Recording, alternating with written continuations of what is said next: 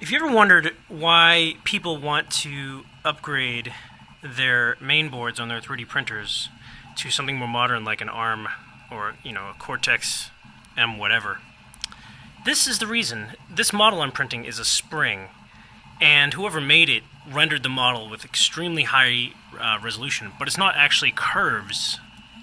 It's just a bazillion little angles, right?